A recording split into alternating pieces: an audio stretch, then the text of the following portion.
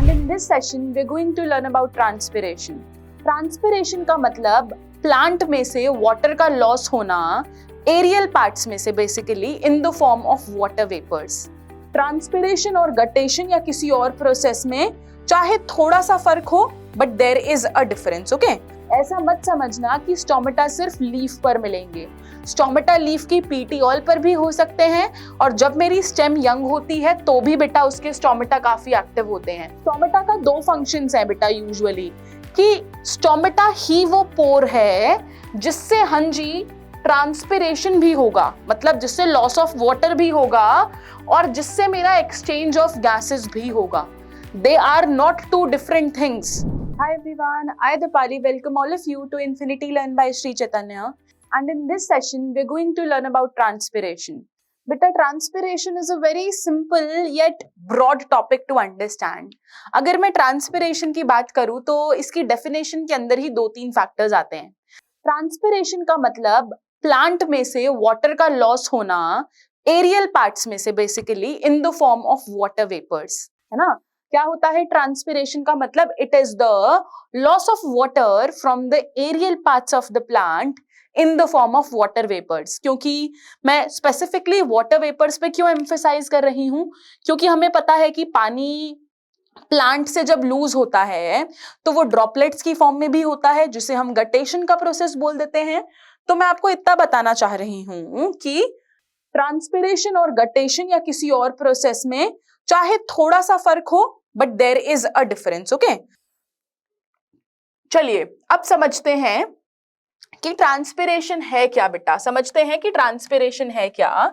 It is the loss of water from aerial parts of the living plant in the form of water. मैंने बताया कि water vapour की form में जब plant से loss होता है वाटर का उसे बोलते हैं transpiration. Less than 1% of the water reaching the leaves is used in photosynthesis and plant growth. Suppose कीजिए मैंने या फिर प्लांट ने 100 यूनिट्स वाटर एब्जॉर्ब किया बेटा. प्लांट ने सॉइल से 100 यूनिट्स वाटर एब्जॉर्ब किया. अब इसमें से बेटा लगभग 1 यूनिट या फिर इवन लेस देन 1 यूनिट किस लिए इस्तेमाल होगा प्लांट में? फोटोसिंथेसिस के प्रोसेस के लिए. किसके लिए इस्तेमाल होगा? फोटोसिंथेसिस के प्रोसेस के लिए. बाकी almost 99% will be lost by the process of this transpiration. 99% will be lost by transpiration. अब ट्रांसपिरेशन के एडवांटेजेस क्या है बेटा ये देख लेते हैं. देखो अब ट्रांसपिरेशन होता कहां से है, एडवांटेजेस पर भी आएंगे. बेटा ट्रांसपिरेशन होता है प्लांट के स्पेशल पोर्स से जिनको हम बोलते हैं stomata. So stomata are the tiny pores in the aerial plant parts और organs like leaves, petioles, right, stem वगैरह. बेटा यहाँ पर मुझे स्टोमेटा मिल जाते हैं. ऐसा मत समझना कि स्टोमेटा सिर्फ लीफ पर मिलेंगे. स्टोमेटा लीफ की पीटियोल पर भी हो सकते हैं और जब मेरी स्टेम यंग होती है तो भी बेटा उसके स्टोमेटा काफी एक्टिव होते हैं. ठीक है, स्टोमेटा का दो फंक्शंस हैं बेटा यूजुअली, कि स्टोमेटा ही वो पोर है जिससे हाँ जी ट्रांसपिरेशन भी होगा, मतलब जिससे लॉस ऑफ वाटर भी होगा और जिससे मेरा एक्सचेंज ऑफ गैसेस भी होगा. They are not two different things. ठीक है, मेरे स्टोमेटा से ही जो प्लांट है वो एक्सचेंज ऑफ ऑक्सीजन और कार्बन डाइऑक्साइड करता है. जब फोटोसिंथेसिस होती है so the CO2 is intaken, oxygen is released, that also occurs through stomata, and the loss of water in transpiration that also occurs through stomata. अगर हम ये leaf देखें और उसका ये एक पार्ट मैग्नीफाई करें बेटा तो क्या आपको ये टीनी टाइनी से ऐसे पोर्स नजर आ रहे हैं बेटा? ये जो आपको इधर ये पोर्स नजर आ रहे हैं ये पोर्स है बेटा स्टोमेटा. ये पोर्स क्या है? स्टोमेटा. बेटा स्टोमेटा प्लूरल है, जो स्टोमा है वो सिंगुलर है. अब आगे देखो इसमें कौन से पोर की बात कर रहे हैं. क्या ये पोर है? नहीं बेटा, पोर है ये सेंटर वाला जिसकी मैं बना रही हूं बाउंड्री. पोर है ये सेंटर वाला जिसकी मैंने बनाई रेड से बाउंड्री. तो ये क्या है बेटा? मेरा स्टोमेटल एपर्चर, या फिर इसको हम बोलते हैं, सिंगल को बोले तो ये है मेरा स्टोमा. ये है बेटा पोर. इस स्टोमा के अराउंड मिलते हैं मुझे 2 गार्ड सेल्स. कितने गार्ड सेल्स मिलते हैं? 2 गार्ड सेल्स. अगर एक प्लांट डाइकॉट है तो जो मेरे गार्ड सेल्स हैं उनकी शेप होती है बीन या फिर किडनी शेप। ये है मेरा गार्ड सेल नंबर 1 बेटा, ये है मेरा गार्ड सेल नंबर 2 बेटा। ठीक है, डाइकॉट है इसीलिए ये 2 गार्ड सेल्स इस पोर के अराउंड प्रेजेंट होते हैं। इतना क्लियर है बेटा? ये जो गार्ड सेल्स हैं इसके अंदर माइक्रोफाइब्रिल्स होते हैं। अब एक सवाल आता है कि ये माइक्रोफाइब्रिल्स की ओरिएंटेशन क्या है?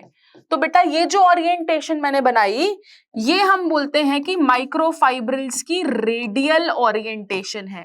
रेडियल ओरिएंटेशन का मतलब है कि इस तरीके से ओरिएंटेशन है कि ये माइक्रोफाइब्रिल्स इस गार्ड सेल्स को ऐसे कंट्रोल करेंगे कि ये स्टोमेटा की ओपनिंग और क्लोजिंग को रेगुलेट करा पाए।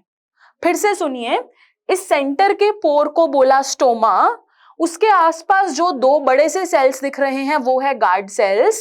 एक और बात सुनिए, ये जो गार्ड सेल्स हैं बेटा, ये जो गार्ड सेल्स हैं इन गार्ड सेल्स के अंदर बेटा प्रेजेंट होता है क्लोरोप्लास्ट। याद रखना, इन गार्ड सेल्स के अंदर क्या प्रेजेंट होते हैं?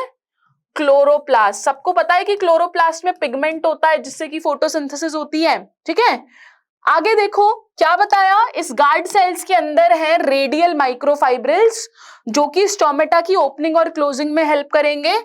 और इसके बाद इन गार्ड सेल्स के बाहर मुझे 4-5 सेल्स दिख रहे हैं बेटा, जैसे कि ये सेल नंबर 1, 2, 3, 4।